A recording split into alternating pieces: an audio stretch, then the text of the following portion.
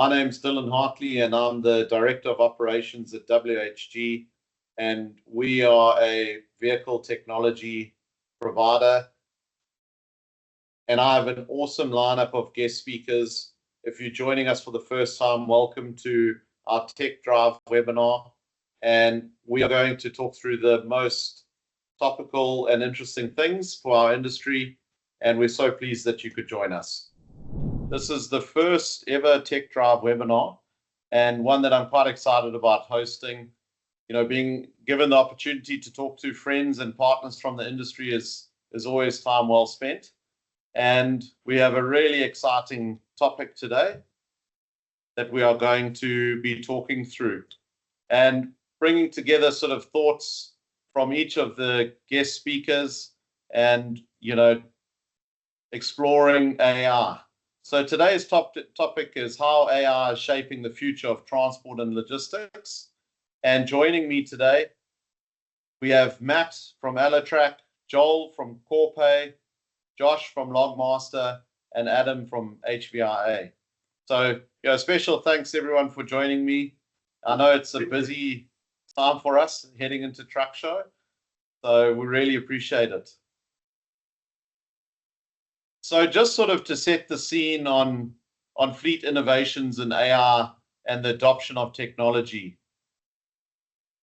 So, you know, there's a lot of, I'd say, a lot of mystique around AI and, you know, helping people really to understand that there's a lot more that goes into it than, you know, we really get to touch on in the transport space.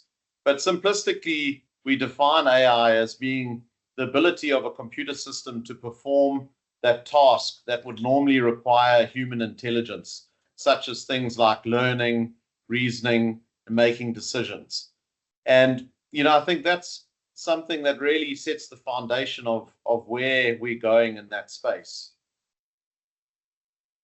So the, you know, top trends in our industry are very much evolving around, you know, I sort of say 4 key areas. So things like electric vehicles, AI in trucking, and the automotive human-machine interface in trucks, as well as the autonomization and self-driving of vehicles.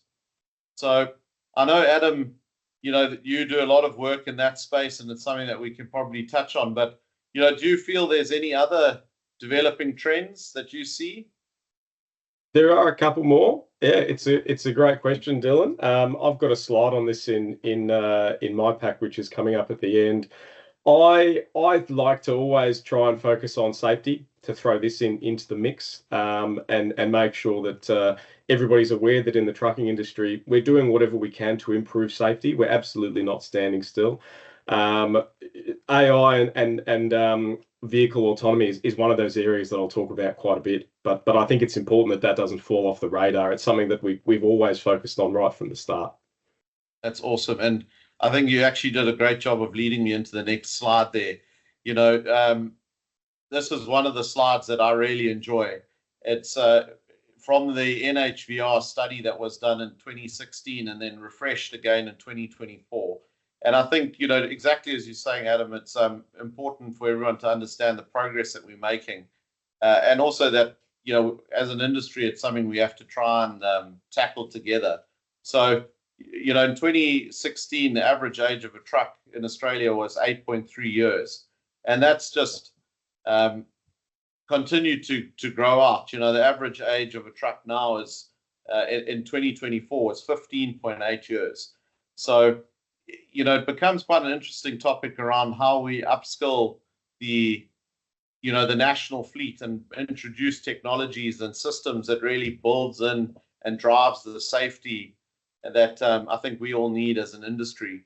And even, you know, Matt, I know you coming up, you're going to talk us through from a TMS perspective, but, you know, do you also see a need in that space of trying to, you know, build on our industry and make us do a lot more with less? Very, very much, Dylan. I think one of the biggest things that makes the transport industry unique compared to a lot of other industries where AI is burgeoning is that we're very much constrained to a lot of older or more traditional technologies. and building in our processes in a way that they work nicely with those and enhance them is super important to us. So yeah, I think so. Awesome. I've just got a fun video that I really like, and it comes around to a lot of people when they think of AR, they worry about autonomous self-driving trucks and they forget the humorous part of it. But there's a lot of space, a lot of work that's been done in this space, but there's a long way still to go. So we'll play the short clip and just set the scene and have a laugh. Driverless cars are driving some people crazy in San Francisco. Their horns have been heard honking all night as they try to park themselves.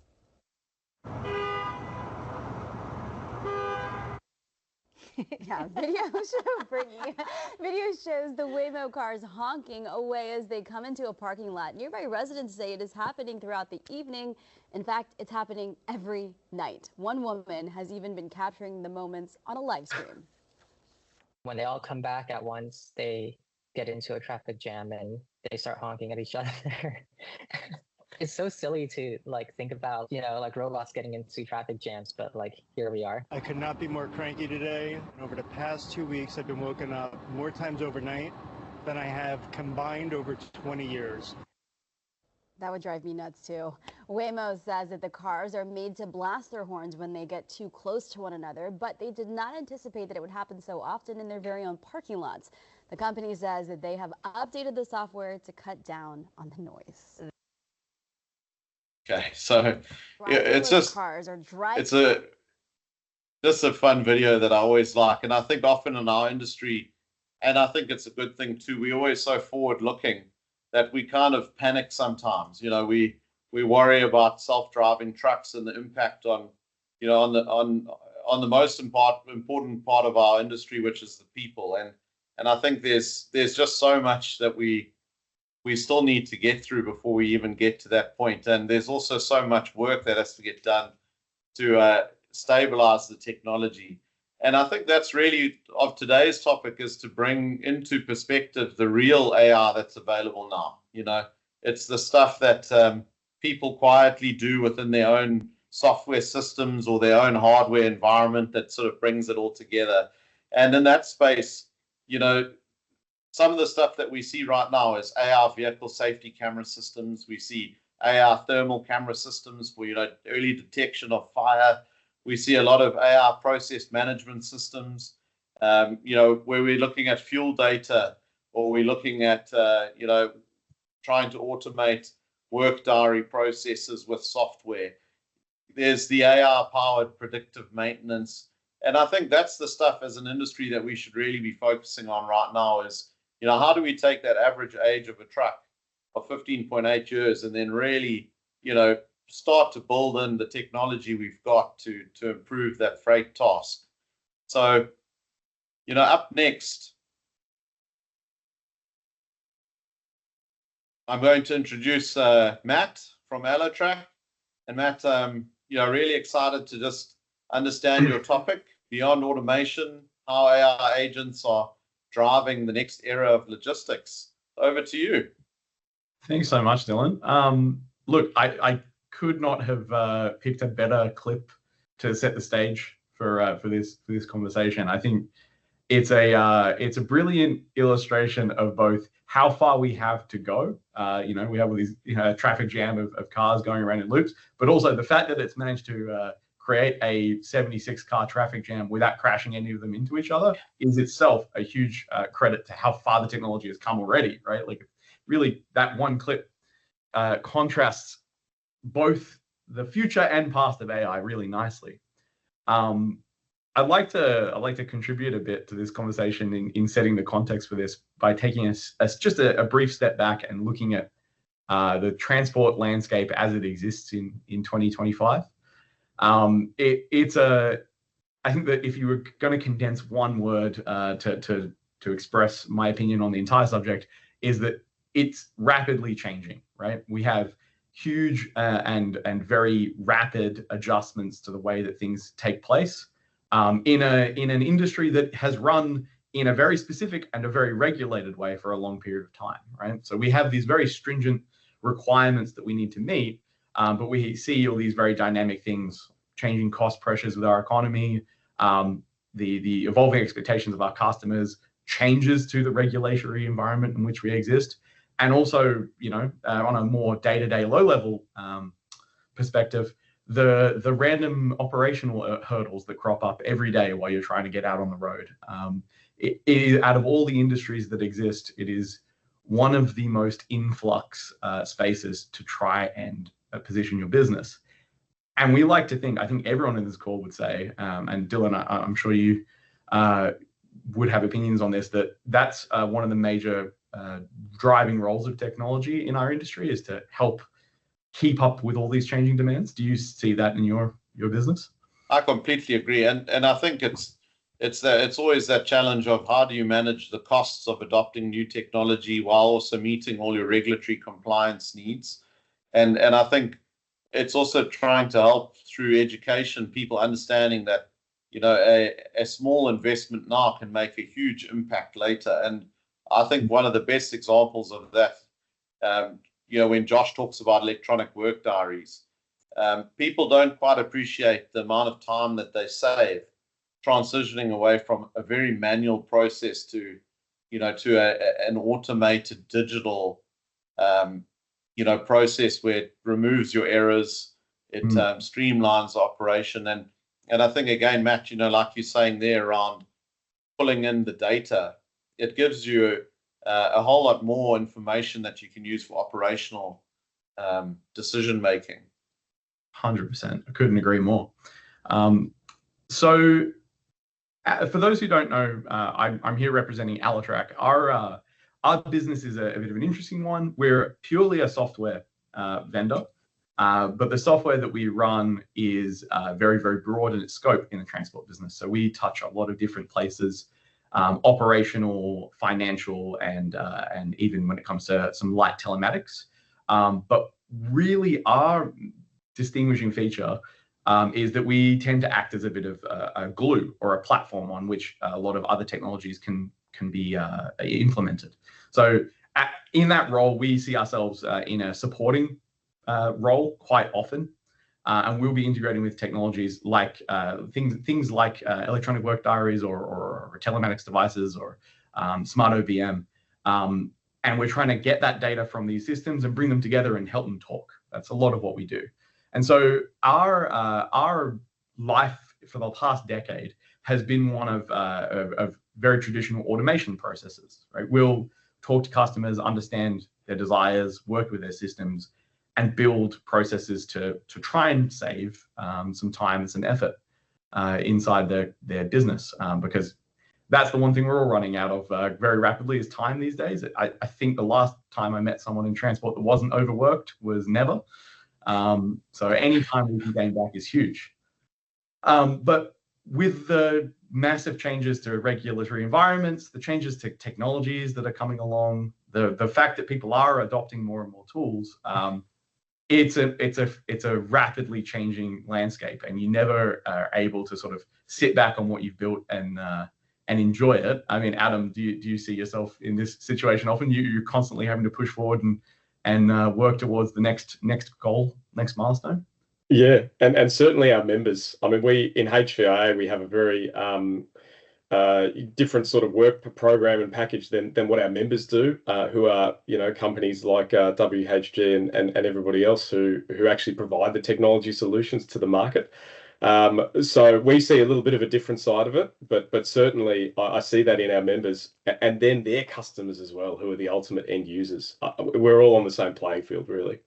Yeah, it's a very common story, I think. And where we've been coming to in the last couple of years, and certainly this last year, the big buzzword has been AI. Everything is AI enabled. It's the future, and it's been a really good tool for building processes that are slightly more flexible, slightly more tolerant, things that can be maintained naturally and work more like human beings, right? It's a lot easier to explain your ongoing changes to something that speaks English than something that requires a development team to implement the changes. And so we at Alitrack see AI as a really good stepping stone to that. And it's certainly making dealing with the rapidly changing environment in the transport landscape a lot easier for us. But the new sort of very, very exciting next step that I'm really happy to get the opportunity to sort of broach in our industry is agentic AI, that's next year's buzzword, agentic. And what that means is instead of building artificial intelligence into traditional sort of automation processes and building AI that do a very specific purpose, it's more about building AIs that can take on a broader set of responsibilities and run themselves in an unsupervised fashion or a less supervised fashion. So we're talking AIs that act more like employees or people. That is a lofty goal, and it's a bit of a scary goal, particularly when you think back to Dylan's example of cars parking themselves in the street and creating chaos. Sort of giving the reins over is a bit of a tricky one, but it's very exciting. And Adam, you got something to contribute on this one? Yeah, thanks, Matt. Has somebody copyrighted agentic AI? Yeah. Has anybody? No, it's up for grabs. I'm going to take it because I think this could be big. I'm going to take it. Okay. You may end up fighting Google for it. The term, but they're little. You can take them. I reckon you'll get it. I reckon by the end of Brisbane Truck Show next week, there'll be a whole new raft of words added to the industry, which is always fun. You know what? Yeah. It's what keeps public speakers like us in a job, though. We've got to learn the new lingo so we can present it at the next TechDRIVE. That's the most important thing. I'm learning right now in this webinar, which is great. That's fantastic. Hopefully, that's something all of the people watching along at home can pick up as well. If we hop to the next slide, so just to give a little bit more of a constructive example of how this would look. If you have got a number of agentic AIs, these agents sitting in your system, they can be given tasks much more like a human. So you can go to them and say things like, hey, I need a report on our maintenance policy breaches for the last 12 months, and give it a goal in plain English, and it will understand it and begin to work on processing that task. Traditional AI, you would need that process that's sitting there. And I think, these days, a lot of people are familiar with things like ChatGPT or Google have Gemini. They would then try and generate that report and figure out all the stuff themselves. And it's a very insulated and insular process. They don't really collaborate. It sort of just goes off. It's this black box that has no oversight to it. And it comes back to you and it would give you some information. And maybe that's true and maybe it's false. Agentic AI, and particularly when you're running these multi-agent frameworks, which is what we're sort of innovating at Alitrack, work more as a team with different responsibilities, right? So you can imagine an environment just like you would if you were to get people to solve this problem for you. You might pass your request for this report to your assistant. They would know that they probably need to go talk to your transport manager to get some fleet information, talk to your compliance officer to understand, make sure that the transport manager is understanding what those breach requirements are, and pass all that data off to a business analyst or someone to go and write up a report for you. That distribution of responsibilities is what actually brings that process kind of strength and reliability. Everyone can be an expert in what they do. And this agentic approach means that you could have an AI bot that is trained to do each of those jobs and work both collaboratively to achieve greater goals than it can do by itself, or adversarially. I don't think many compliance officers would like to be described as adversarial to their business, but their job is largely to question and hold people to accountability. And if you build AI systems in this format, where they're able to collaborate and have a bit of an argument, like we might, you can end up with a much more trustworthy, rigorous, and nuanced response from that. And I think the amazing result of this is, although the technology is far more complicated and far more advanced than what we've been talking about for the years previous, the actual process is really familiar to standard business processes. Like, Joel, I imagine this sort of delegation and task is something every business sees. You would know processes like this, right? Oh, absolutely. That's just getting passed around from transport manager to business analyst in our space is typical. If you could have just one individual to go to, geez, it'd make things so much easier. 100%. Especially if they can work fast as a computer. Sorry, Dylan. No, and I think that's spot on. I think, you know, when people think of fuel management, they think it's something that's a whole lot easier than the reality of what it is, you know, having to reconcile fuel bills and working out how to allocate it to cost centers. And, you know, Joel, I know you guys do a whole heap in that space, and it all just happens. The customer gets what they need, you know. Yeah. It's not getting easier either. Obviously, with EV coming in, you know, you've got other non-traditional fuels like hydrogen. So things are only getting more difficult. Yeah, it's a complex environment that just keeps getting more complex every day, right? It's very hard to stay on top of it all. It's a full-time job just reading the updates that are coming out on the news every week. If we hop to the next slide.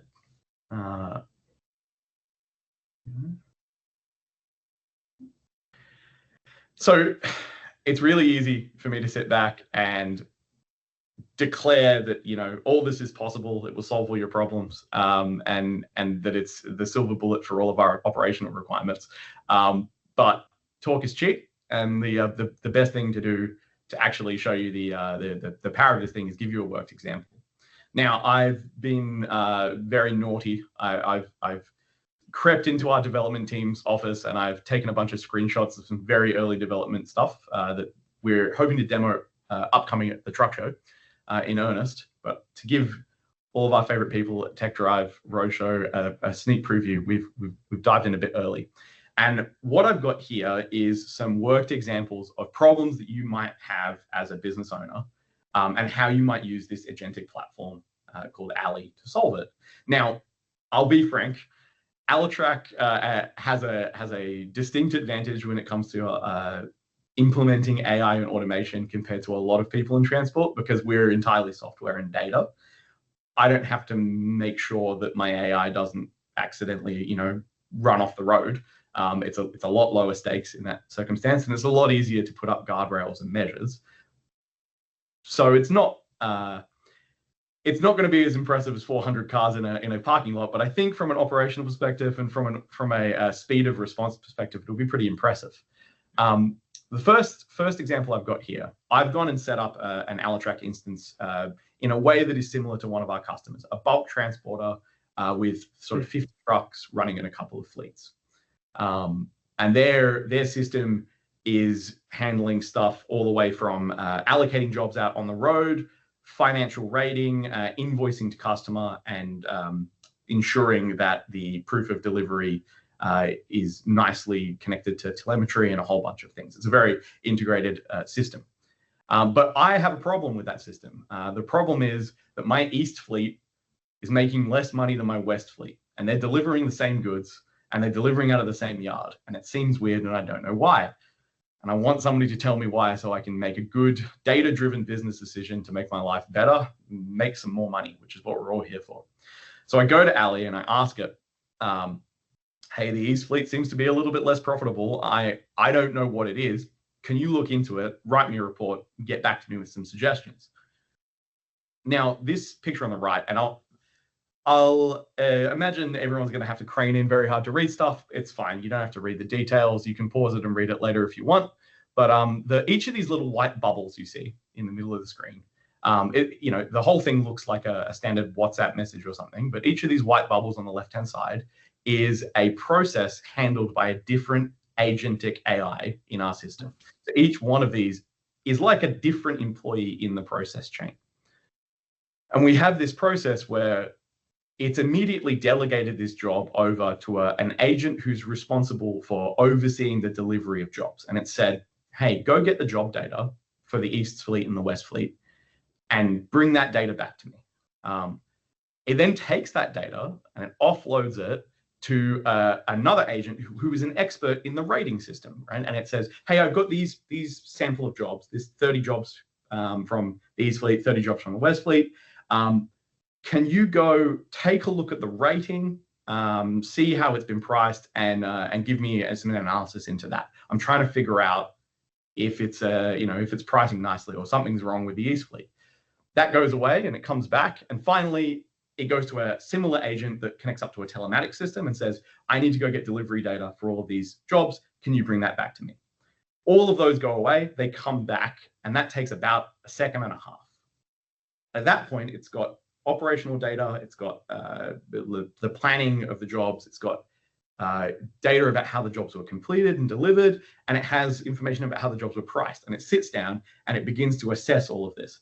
And what it has come up with here is it has noticed all of the jobs for both fleets are rated per kilometer delivered. But the East fleet seems to travel the same amount of distance in a lot slower time. And it suggests that maybe that the East fleet is actually working in an urban area where the transport is a lot slower. And maybe kilometer-based rating is not the way to go. Maybe you should look at doing hourly rating, or maybe you need to look at changing your rating system and having a different cartage rate for your East fleet. So that is a fairly nuanced, data-driven insight that you would be pretty happy getting from your junior business analyst if it took them a day. This took all up about 15 seconds to get that. And so that's the kind of nuanced approach you can get from this. And I mean, Dylan, would you find that kind of responsiveness pleasing in your job overseeing a big company?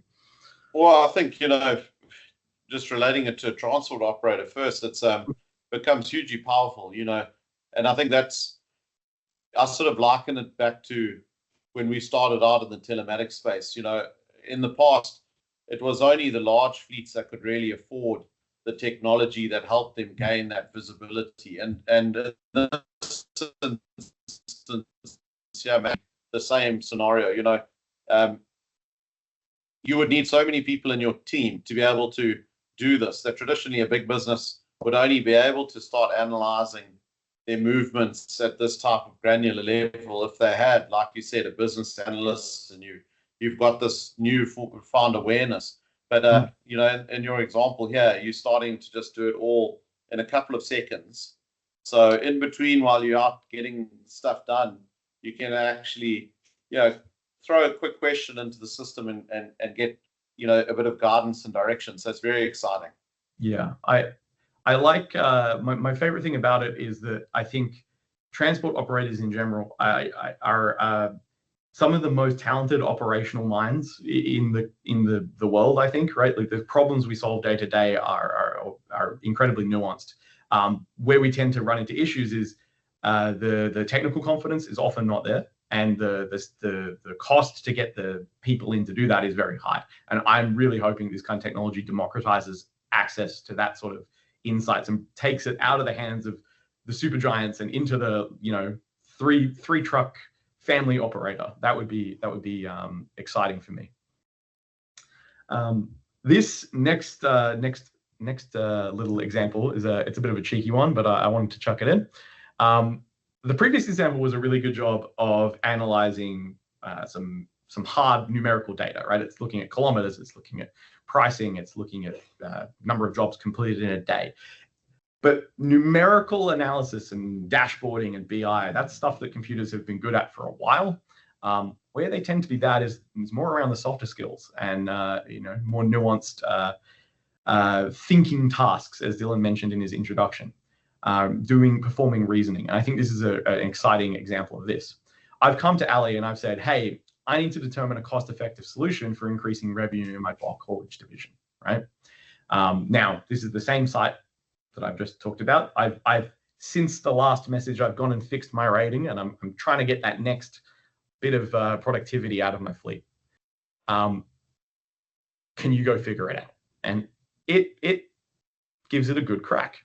It takes a look at my fleet configuration. It goes and hands off to an agent that is sort of akin to a transport manager or a fleet manager. It's got a good understanding of all the vehicles in my fleet, their configurations, what sort of loads they routinely take, and how often they work.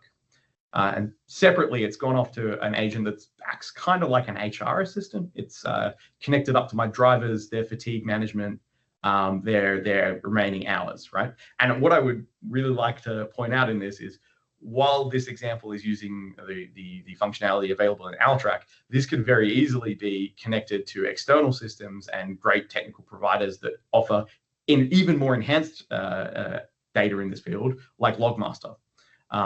That's something that would be incredible. Watch this space. Hopefully we get some time to work together on something, but we'll see.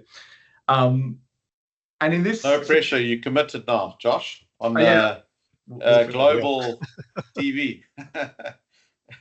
See how we network at the truck show. Hopefully we can come up with something fun. I'm sure we can. The agents have come back. They've looked at all my drivers and how many hours they work a week. It's looked at all my fleet configuration, and it's made an initial comment that's somewhat dismissive. It said, "Look, I thought we could probably just make a couple of extra trips a day if we scheduled on some, a second shift in the day or ran some overtime or something. But unfortunately, all your drivers are tapped out. You just don't have enough people in the system to be able to prop up any more work. It's not really an option." But then it comes in and it says, the one thing you could do is look at getting into these higher mass limits and some of these, TCA approved routes or something like that. But I've noticed, looking at your vehicles, you don't have any smart OBM on them. You're going to need to go sort that out and find something that will solve that. And if you do that, you might be able to increase the amount that you're traveling each load. It might make a huge difference to you.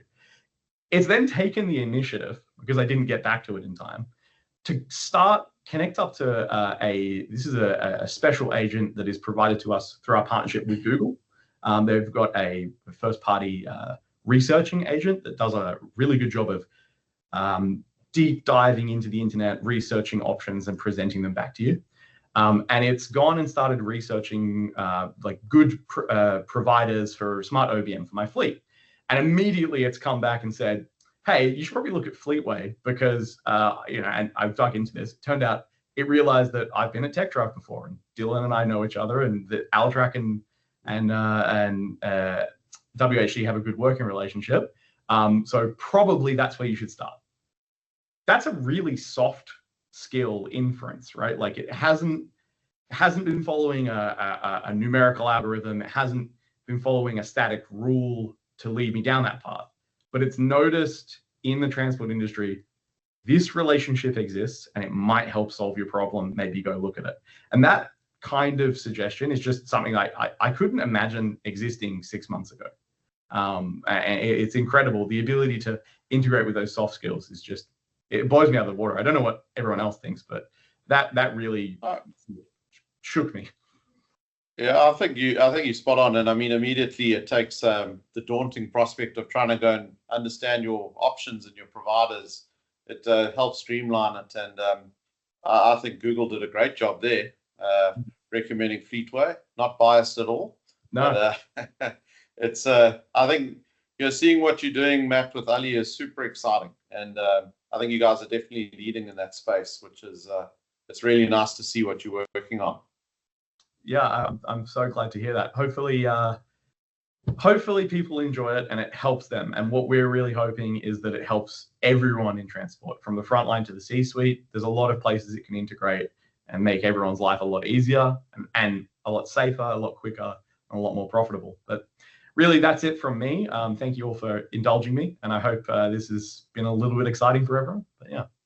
No, that's awesome. So next up, we've got Joel from Fleet Card.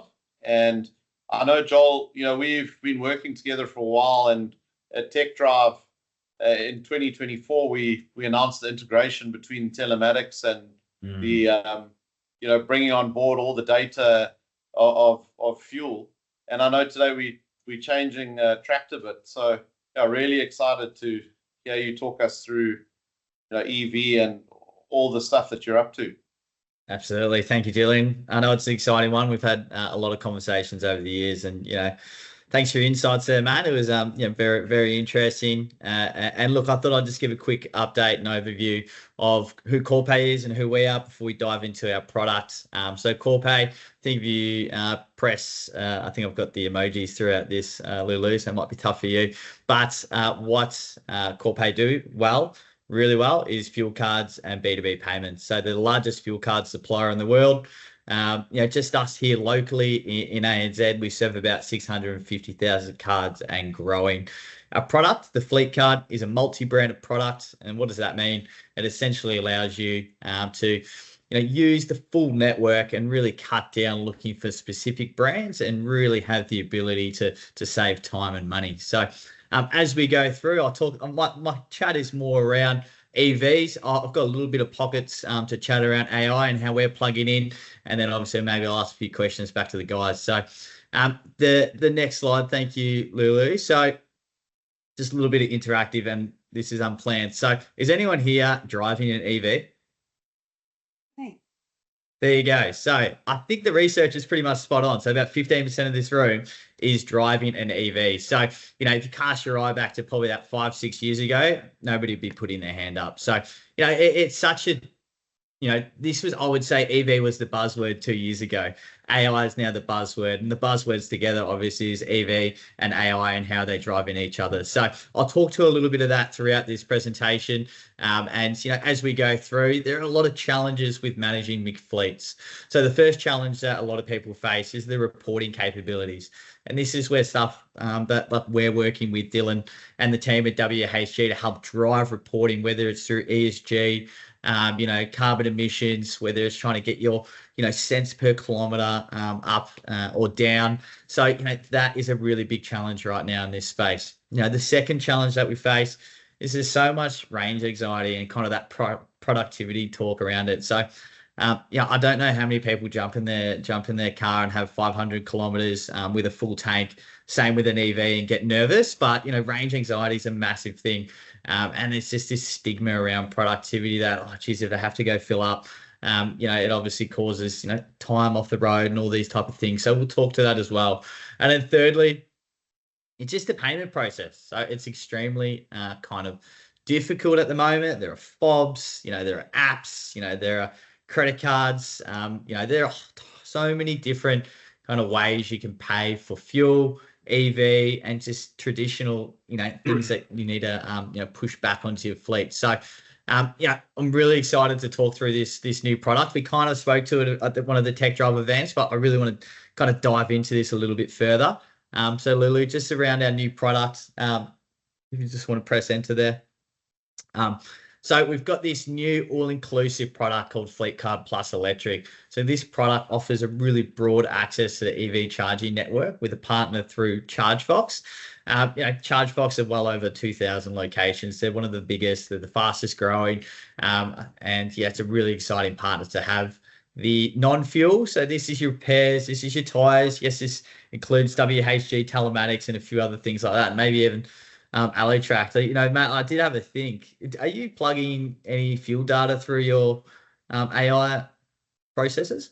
We'd be very interested to start. So maybe that's something that'd be I just thought, because obviously you've got the whole route thing, the route efficiency point of view from a telematics standpoint. You can really start to build in, what kind of fuel that car is burning through. So that's an exciting opportunity there. We'll have to connect up at TechDRIVE.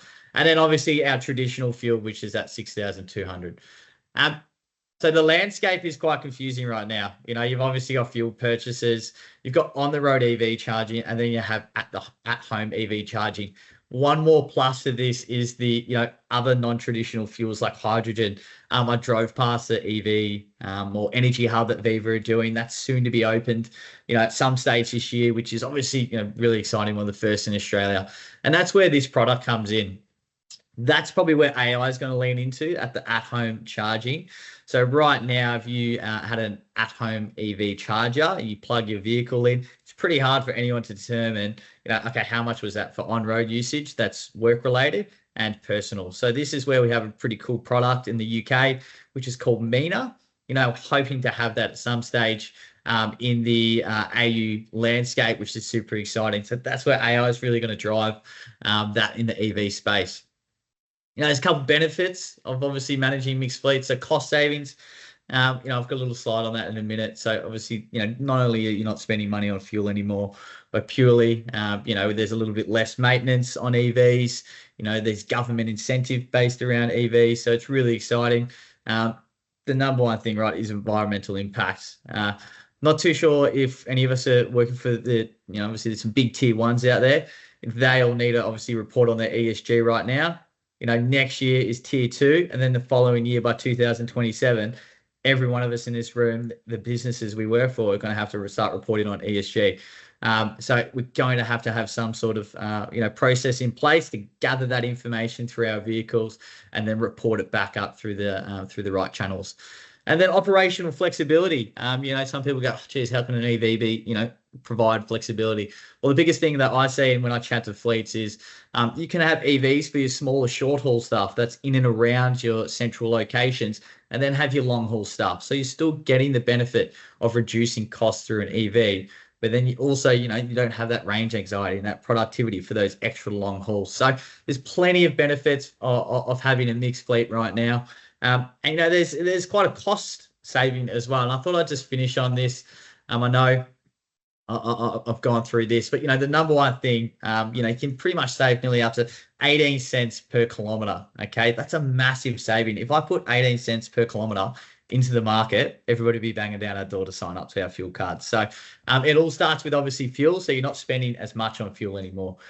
It's go figure. We've been quite conservative with these numbers as well.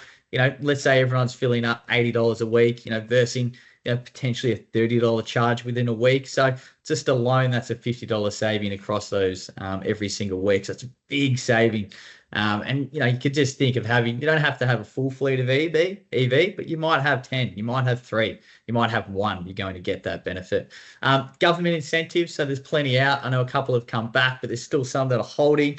There's $100 off right now if it's registered as an EV, which is really good from the government in Vic. And then finally is maintenance. So obviously they do cost less to run purely from you're not putting as many filters in it, you're not putting as changes as much oil and all this kind of stuff. So all up, this is a really big saving based on 15,000 kilometers. This could be just under about $4,000. That's a really big saving for businesses who are in this time right now trying to cut down costs. Yeah, there might be the initial, obviously, new vehicle costs, but over time, 3, 4, 5 years down the track, you're going to get that back into the business. So, I'm really interested to hear some thoughts. Adam, you're chatting to a lot of heavy vehicle, people. What are their thoughts around it? Is the cost driving them crazy? The price of fuels, quite stable at the moment, but this would help, I'm sure.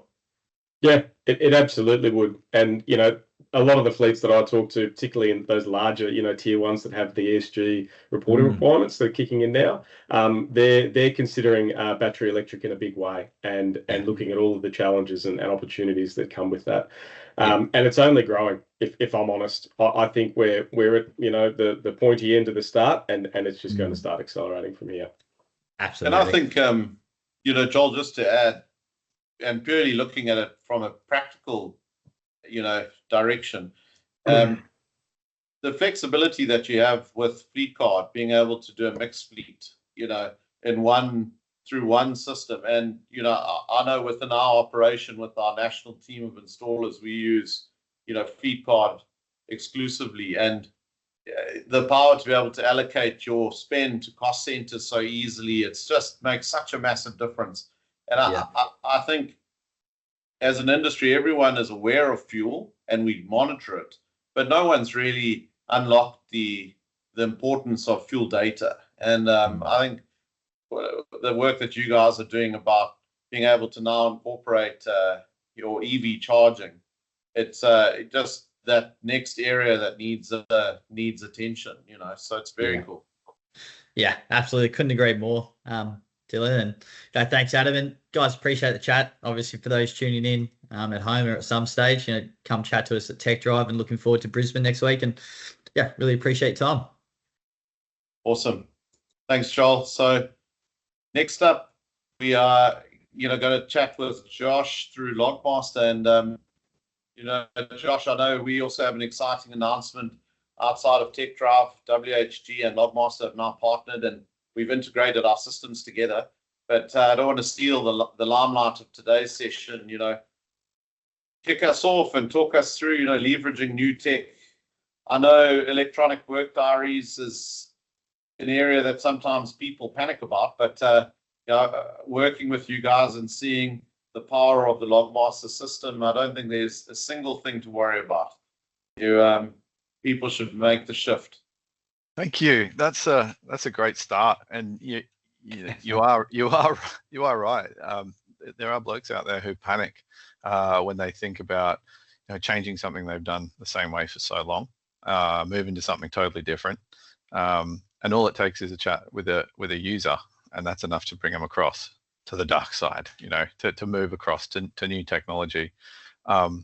It's a good starting point for the chat, actually, because that whole stigma around electronic, it does exist, and I do have a theory of why it exists, and I'll divert from the slides for just a second. So right in the beginning, when the NHVA came out with the electronic work diary policy and program, there are a few providers that created something and brought to market. But what you're seeing with the current run of tech and Logmaster, for example, is something that's so different to what was first there. So what first came out was a little bit more of a big brother type tool, and the drivers thought, great, I've got another screen in the truck, and it's going to squeal at me if I don't press the button on time, and it's going to dob on me to my boss and all of that sort of thing.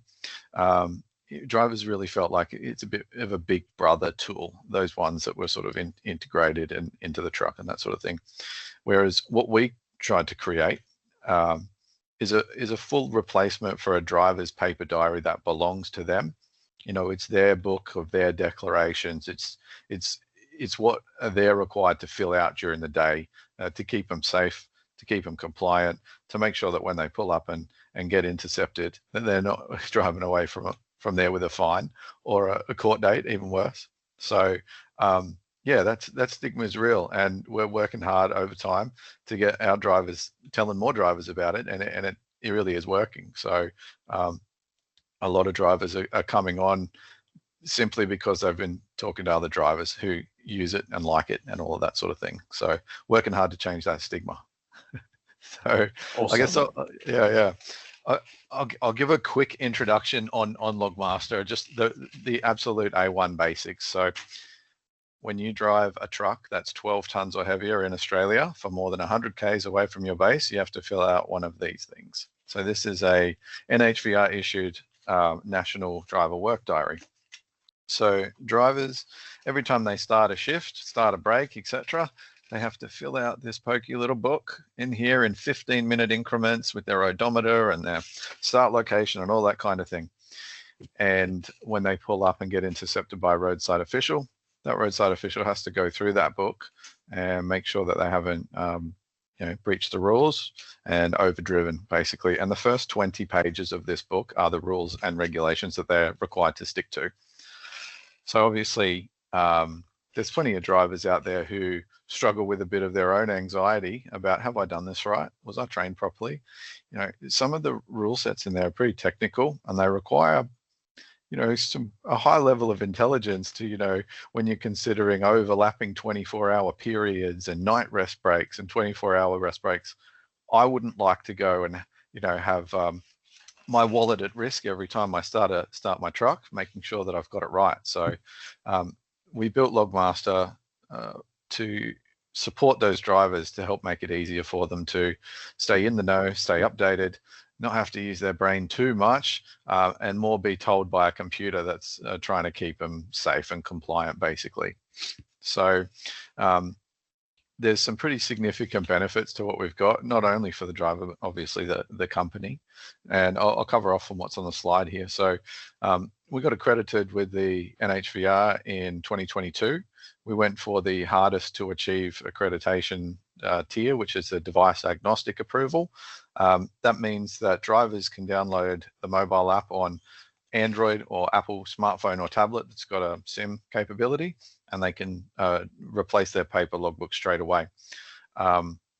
So within 14 months, we'd gone from newcomer to the market to, market leader, developed some really powerful partnerships, and, started adding on a lot of commercial benefits for businesses to jump on board and make that transition.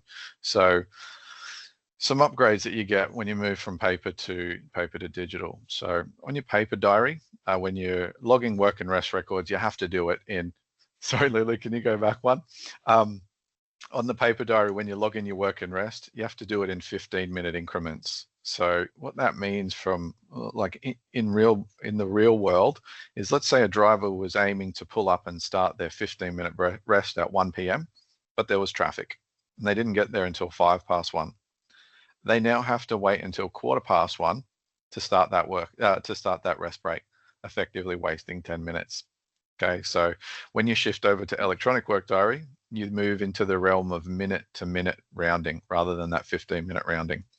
And if you look at the amount of times a driver has to stop during the day, they might stop 6 times. If they're saving 10 minutes 6 times, that's an extra hour of legal driving time that driver has got up his sleeve for that day.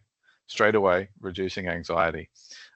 From a fleet's perspective, you multiply that out across 50 drivers, 50 extra hours worth of legal driving time in a day is pretty impactful. And we have businesses tell us very frequently, and they boast about how they've cut down their average trip time for certain ones simply because of that minute rounding. Like it is really impactful.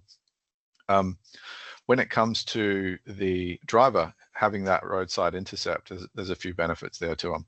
So obviously, when you hand over you're really keen to get me on that slide. I'm not finished with the last one, Lulu.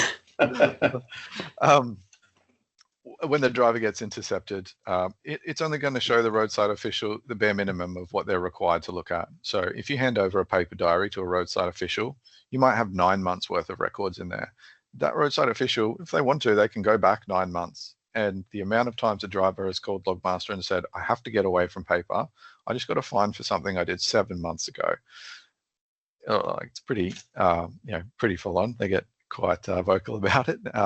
When you hand over a Logmaster compliance page, that roadside official is only seeing the last 28 days, and they're not seeing things like odometer marks, which aren't required at a roadside intercept, where some roadside officials can get into that and sort of sleuth around and try and find whatever they're looking for. So it speeds up that roadside intercept for the driver and for the official there. Then we move to things. Yeah, sorry, go ahead. I was just going to add with that, Josh, and I think that's one of the key points. I know when we talk to a lot of drivers, it's often the focus is they just want to get going again, and it's not necessarily that they're trying to stop people, going back and having a look, but it's keeping that intercept focused so they can get back on the road and get to their destination. And the feedback we've had from drivers has been really positive in that way. Yeah, excellent. They just don't want to be stopped. They don't want to be sat there for 40 minutes. They've got a job to do. They've got deadlines and all that sort of thing. They just want to get back on the road and do their job. So, and we love hearing from drivers. I just had the quickest intercept I ever had. 5 minutes. You saw, I got no breaches and I'm off. So we love hearing the feedback from the drivers when they come back to us after an intercept. And it's really common. They call up and they go, I got intercepted for the first time with Logmaster and it was so easy.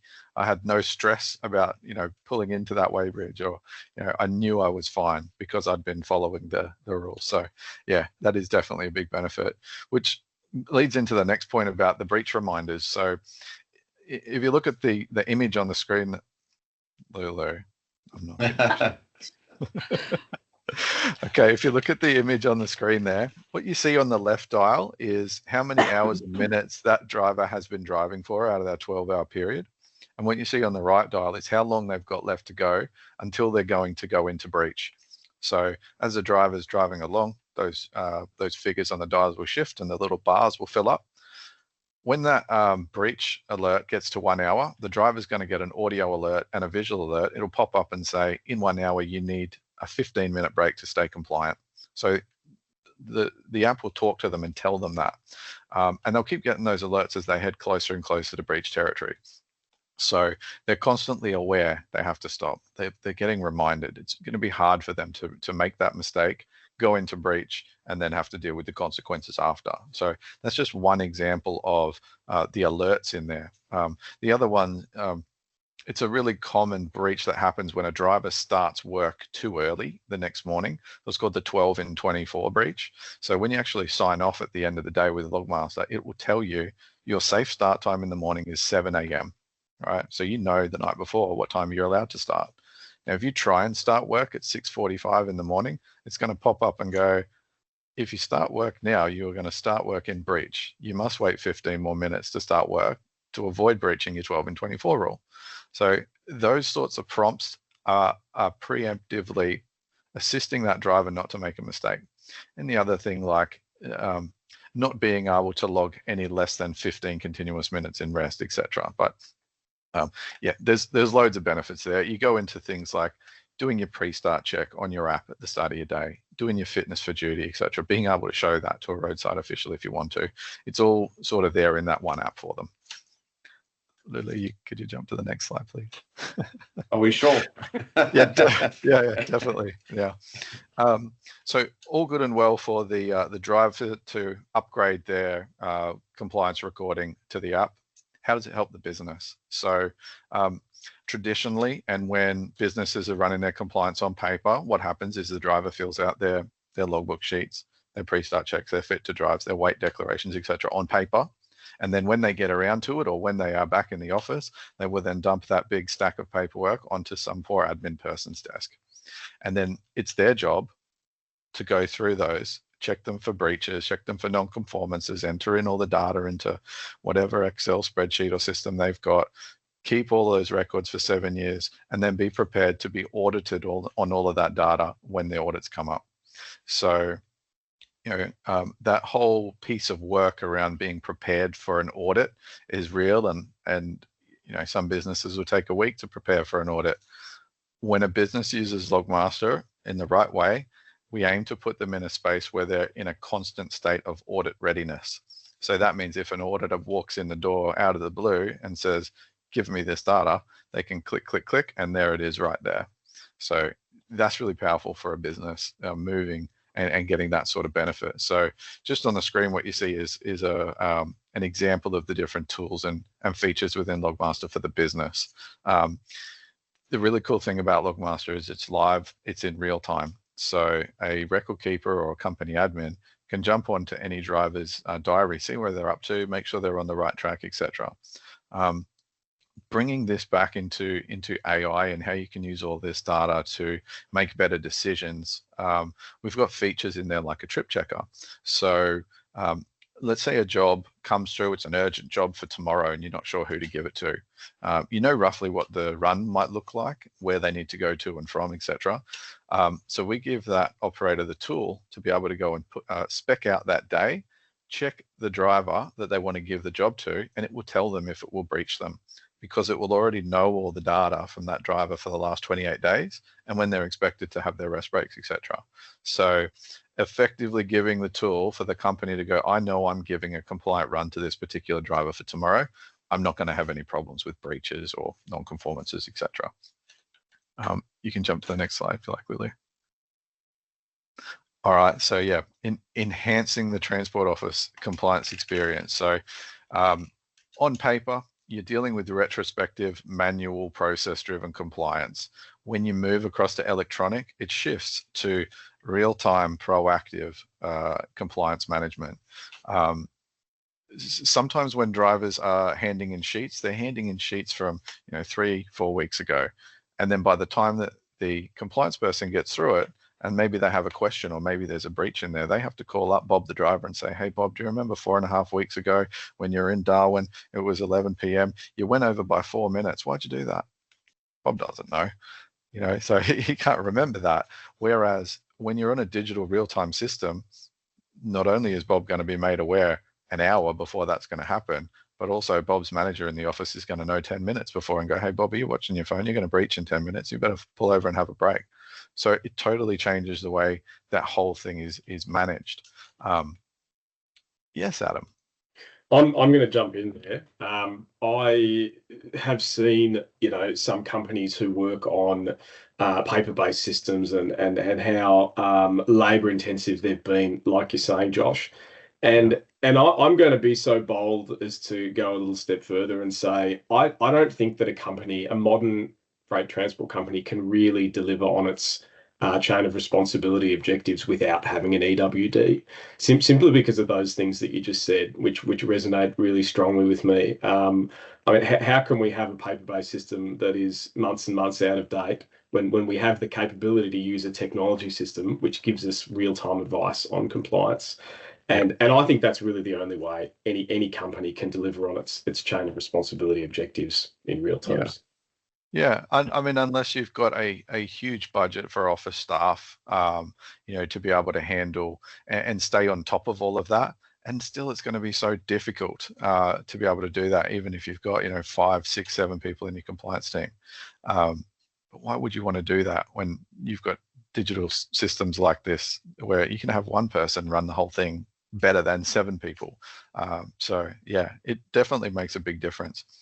And on that point, this really funny thing happens when you get to fleets that sort of between 30 and 70, and you're working with the team and you implement this system. It's usually at about a week and a half after implementation, and I'll get a call from the ops manager and they'll say, "Am I doing everything right?" And I'll say, "Yeah." "Are you looking out for your alerts and notifications?" "Yeah, nothing's come through." "What should I be doing?" "Nothing. You should be ready to react to when Logmaster tells you you have something to do." It's because they're so ingrained in that manual, every day I need to take data in and manually process it and manually check it, that they feel like they're slacking off because it's doing all the heavy lifting for them. It's a great phone call to get. And you go think of something more important to do for your fleet, because this is handled now. It's really cool. I think it's that hesitation, because with the paper-based systems, there's always a lot of doubt. You know, I know you talk to people and there is that, you know, that concern that they are doing things wrong, and you then go digital and all of a sudden you just don't have that experience at all. Yeah. But yeah, that's so true. The other thing, obviously, moving from paper to digital, the accuracy increases. You know, you look at truck driver handwriting on some books, and I mean, some of it is pretty illegible. And of course, when you get that book and you can't read it, you need to then call the driver, take 5 minutes out of their day, make them understand, try and do some guesswork if it's an odometer, etc. There's just so many steps in putting that, you know, the transmission of manual and written word into digital that can cause a time delay to get things done. So yeah, look, a lot of businesses report that they wish they'd done it so much sooner, and that it was nowhere near as hard as they thought, or, you know, their drivers are way more competent than they thought, and so on and so forth. So that's, I guess, around all the fatigue data. But then, because we've got this great platform and we're engaged and we're in the hands of the operations team and the drivers, what other values can we bring to that company? So then you move to things like your pre-start checklist and your fitness for duty declaration. If you're doing it on paper, you know, you might have a yes, no signature, etc. You shift it over to an app, and suddenly you're sharing photos of a cracked windscreen on a vehicle, and that transmission of data doesn't have to wait for 2 weeks, and it can also be directed to the person that wants to see it. So within Logmaster, you've got the ability to assign different email alerts based on your job title or your role. So for a fault report or a failed pre-start check, who wants to see that straight away? The workshop manager. So if it's a cracked windscreen, he's going to know about it the moment that it's reported. He's going to know, when is that truck going to be in the workshop next? I better jump on and order that windscreen now, so that, you know, I don't have to ground that truck. So you're speeding up efficiencies in the workshop there as well. I covered off on the allocation, the trip checking. When it comes to the correct way to process different things, we've got a full-on conformance engine within. So that will allow the operators to be able to create those investigations, properly put all the information that's required in there, issue the non-conformance reports to the drivers when required, and then perform the driver performance management schedules, etc. And so that covers them off from a record keeping chain of responsibility factor as well. So it goes in deep. It delivers a lot of different features and benefits to the company. I'll go next slide, Lulu. Perfect. So what you see on your screen there, that's an example of a driver compliance report. So again, it takes 2 seconds to click through and produce this report, and it shows you, okay, so how many drivers did we have that drove under each of the fatigue plans, the number of drivers that were added in the period, number of calendar days used, any non-conformances and their category, the total work time, the total rest time, and the total combined work and rest time, all the stuff that the auditors want to want to know, and you can have that in 3 clicks. So next slide, please. What we have here is a vehicle report. So again, it's collecting data on the vehicle as it's doing its job. So again, in a few clicks, you can pull out data such as how many vehicles were added in the period, the total combined number of kilometers traveled by all vehicles used in the period, number of pre-starts that were completed, how many times a vehicle was deactivated or defected or had a defect removed. And then you've got your start and end odometer for that time period and the total case traveled as well. Next slide, please. Then you've got a full live fatigue dashboard where you can actually see every one of your drivers, where they're up to in their schedule, when their next time to break is, how long does that break have to be, if they've got to take a rest in the next hour, etc. So this is a really common screen that it takes up a screen in control rooms for larger fleets. Okay, next slide, please.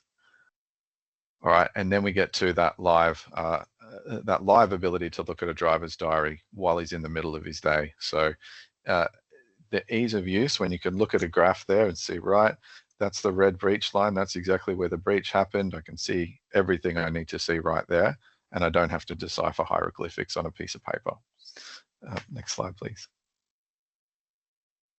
All right, there you go. This comes down to what the drivers say about it. So in the beginning, we talked about stigma and drivers not, being open to new technology. I'm very good friends with Mr. Ray Angove now, and he's 80 years old. He's used paper his entire life, and his wife is lovely and helped him learn it in the beginning. And now he's a big advocate, getting all of his friends who are drivers onto it, preaching about how much better it is to use an app rather than a diary. So I guess the message to fleets out there, and we put up a LinkedIn post on this recently, is that if you approach drivers in the right way and offer them the correct training that they need and allow them to share what are their concerns and answer their questions, they will be your biggest advocates, because they'll be really proud of the fact that they use an app, they're using technology, and it's making their life better. So yeah, thanks, Lulu. There's probably a few more 5-star reviews, but yeah, that's me. That's my. I think the summary there, Josh, is when you're good, you're good. Hey? Yeah. Okay. Yeah. Thank you. Well, I think so. Next up, just changing pace. Adam, I think we are all super excited. Next week is, Brisbane Truck Show. Every show it gets bigger and bigger and better and better. And I don't know how you guys do it, but it's a huge event for the industry. And just taking a minute, we're also really pleased that our TechDRIVE was added to the Truck Week lineup of official events. So very good. I think that's also fantastic and nice just to be involved. So talk us through, can you spill the beans? What are we in for? I can't spill the beans, unfortunately. Anything I am allowed to talk about publicly is in the preview magazine, which is a little bit blurry there, so you can't see it. But that gives you a great rundown of the content of the truck show this year. But certainly not everything, because there's a lot of stuff there that is under wraps until opening day, which means we're super excited as well. And Adam, you're going to talk us through some trends. Yeah, trends. Yeah. So my presentation is trends, truck shows, and tech tours as well. So I think it's good that I'm sort of rounding out the slides today, because my trends slide is pretty similar to yours, Dylan, and it just adds the safety stuff, which is one of the parts of our purpose, of HVA's purpose, and we're really pleased to see that safety is a continuing trend in technology in the trucking industry. I want to call out specifically the Safer Freight Vehicles package last year, which was the regulatory package that was introduced to allow trucks to grow in width by 50 millimeters. So they went from 2.55 millimeters wide to 2.5 5 millimeters, so meters wide, overall width, and at the same time, the Safer Freight Vehicles package added a wide range of safety technologies to make sure that while the trucks were growing in width, they certainly weren't getting any less safe. They're actually far improving in safety. So that covered a whole lot of ADAS, Advanced Driver Assistance Systems, such as lane departure warning, blind spot information, autonomous emergency braking as well as anti-lock brakes and stability control in the braking space. Now, those systems are getting cleverer and better all the time, and as they're developed through vehicle generations, they're able to detect more hazards and react faster. And the reason why I celebrate them so significantly is that they're active safety systems, in that they can avoid or mitigate a crash before it happens. So a bit like a lot of the things that are happening in the fatigue space that I know WHG is involved in. It's looking at a pre-warning system, so it stops an incident from happening before, which is much more powerful than managing the consequences of a crash that's already happened. So we're seeing a lot of that still coming through very strongly in the sector, and I think we'll see a lot of safety innovations at the show as well. Decarbonisation is huge, and it covers more than I can list here. It's growing, and it's growing in ways that we couldn't have predicted years ago. We ran a conference on this last year. It was called Truck Showix. It was in Melbourne. We're going to do the same conference again in 2026 at a different location, which we're going to announce at the upcoming Brisbane Truck Show. And I've looked at the content of what I could possibly put into this conference, and there's more case studies and implementation projects that we can legitimately fit into the 2-day program. But we're going to pivot a little bit. We're not just going to focus on decarbonisation. We're going to focus on AI as well, because it is emerging so strongly as a new area of technology. And that's what we wanted to do with the Truck Showix conference series, is take those emerging areas of technology and do a deep dive on them to see how they're going to transform the trucking sector in the years to come. So that's very, very, very exciting. Stricter emissions targets as well. Euro 6 is here, so that's was enacted last year in the law, and that's rippling through the truck models on offer as well. Fatigue and distraction. This is one that I have quite a strong personal interest in. It's contributing to, or it's possibly the largest causal factor in all road crashes. So talking about the light vehicle segment as well as the heavy vehicle segment, at the moment, fatigue and distraction is really the biggest driver. And I'm really pleased to see that a lot of HVI members, including WHG, are developing some really novel ways of predicting fatigue.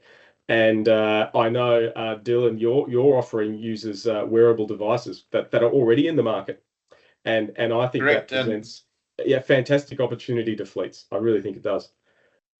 Yeah, and I think just the innovation in that space is just so exciting as well. And traditionally, the only ways to manage fatigue and distraction was through camera systems and large investments. And we're definitely starting to see that a new approach to a more affordable technology coming through, which is it's awesome for the industry. It is.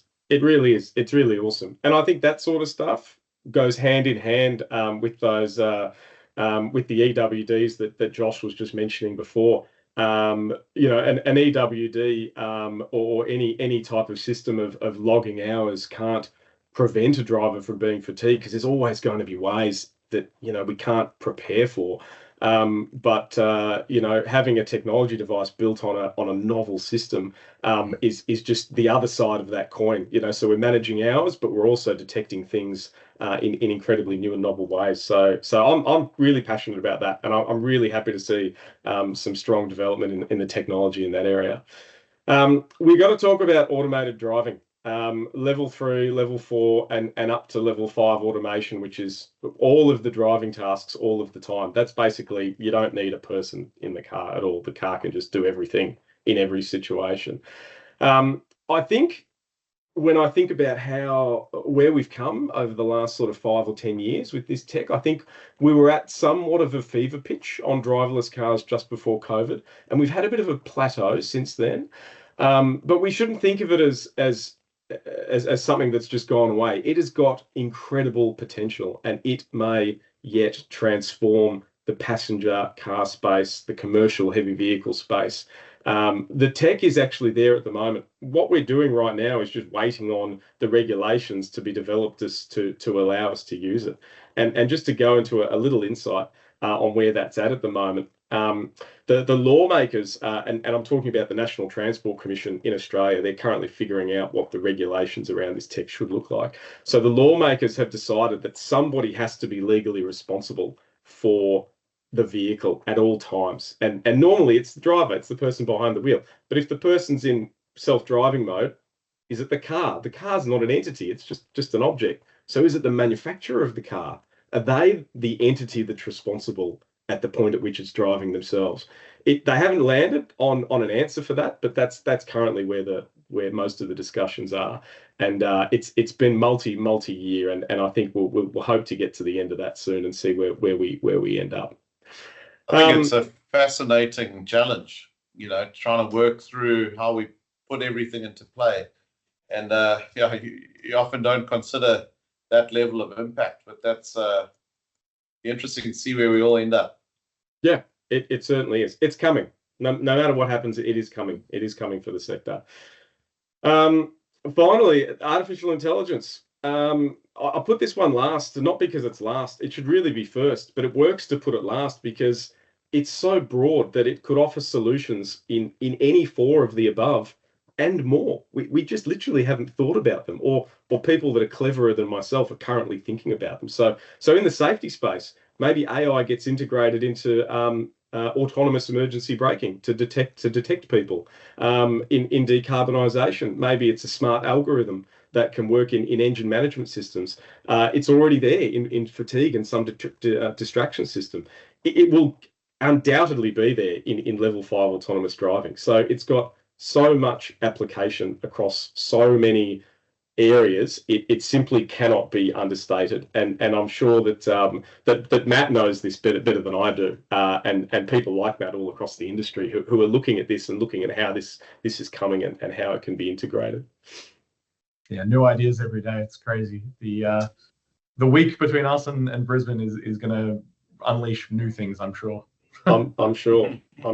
I was at a startup conference organised by the Victorian government in Melbourne this year, and AI had, it was most of what we were talking about at that startup conference. And I asked one expert if you could configure a system to do pre-start checks, and he said, "Well, what do you mean?" And I said, "Well, normally the truck driver walks around the truck and ticks boxes on a form and says if the truck's in a safe condition to drive on that day. Could we just walk around with the camera and the software's trained to be able to pick up defects?" And the guy said, "Oh, absolutely, of course you can do that." And I said, "Well, why hasn't anyone yet?" And he said, "Oh, well, I guess no one's thought of it." And I thought, well, okay, there we go. That's watch this space. There may be a certain tech company that has some interest and is working with a certain Australian company to bring that to you soon. But I hope to see it, because I think that could also be game changing. So I certainly hope to see it. Okay, next slide, Lulu. I don't have much left, so we're probably going to stick pretty well to time. So truck shows coming up. Hopefully, I'll see you at the Brisbane Truck Show.